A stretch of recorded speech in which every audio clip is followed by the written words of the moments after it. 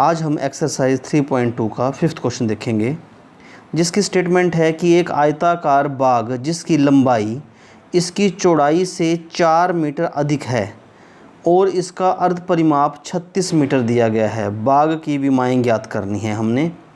तो हम इसमें ये मानते हैं कि माना बाग की जो लंबाई है वो x मीटर है और जो चौड़ाई है वो y मीटर है। जो पहली बात थी कि जो लंबाई है वो चौड़ाई से 4 मीटर अधिक है, तो x जो लंबाई है वो चौड़ाई से 4 मीटर अधिक है।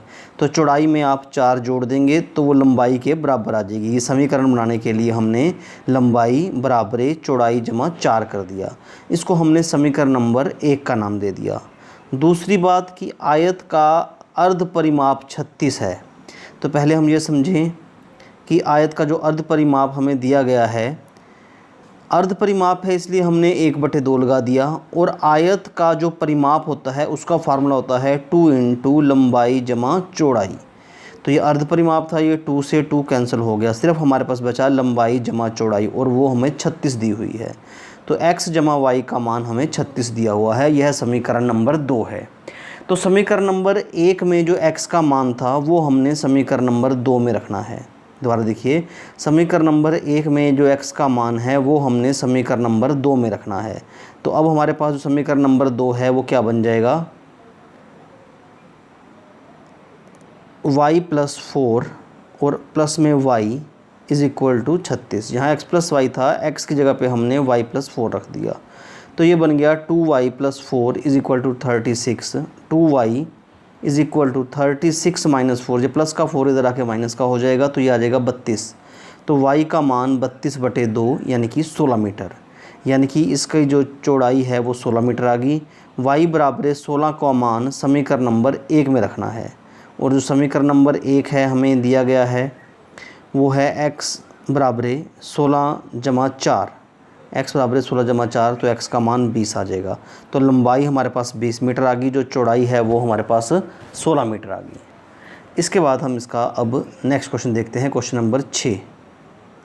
क्वेश्चन नंबर 6 में जो स्टेटमेंट हमें दी गई है वो है कि एक रैखिक समीकरण 2x + 3y - 8 = 0 ये हमें दिया गया है।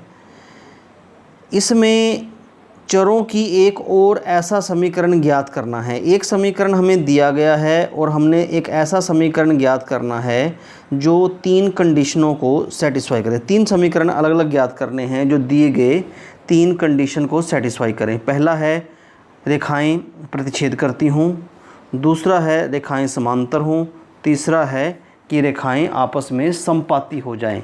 और जो गिवन समीकरण है, जो हमें इक्वेशन गिवन है वो है 2x + 3y - 8 = 0। अब हम बारी बारी से इसके पार्ट करेंगे। फर्स्ट पार्ट में जब रेखाएं प्रतिच्छेद करती हों, आपको वो कंडीशन याद होगी कि रेखाएं तब प्रतिच्छेद करती हैं जब a1/a2 = b1/b2 हो। यानी कि जो हमारे पास ये रिक्वायर्ड जो हमें गिवन समीकरण है वो है 2x + 3y - 8 = 0।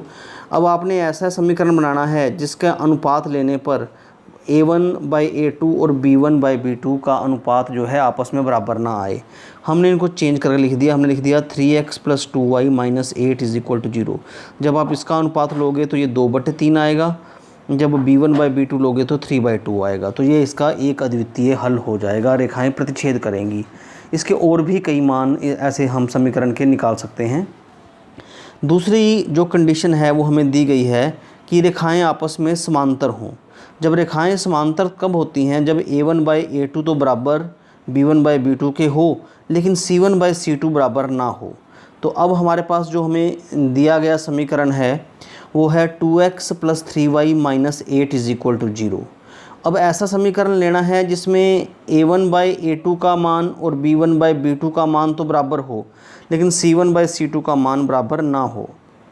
तो इसके लिए हमने 2x + 3y, यहाँ -8 था इसको बदल दिया, -10 कर दिया, = 0। आप कुछ और भी इस प्रकार के समीकरण बना सकते हैं।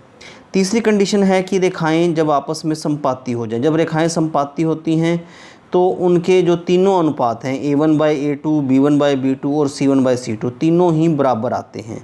तो जो हमारे पास गिवन इक्वेशन है वो है 2x + 3y - 8 = 0। दूसरा समीकरण बनाने के लिए आप इसको 2 से, 3 से, 4 से पूरे समीकरण को गुणा कर सकते हैं। हमने 2 ले लिया, जब 2 से गुणा किया तो ये बन गया 4x = 6y - 8 बराबर में 0। जब आप a1/a2 लोगे, b1/b2 लोगे या c1/c2 लोगे, तीनों में एक जैसा ही मान आएगा। तो ये 3 अभीष्ट समीकरण हो गए। धन्यवाद।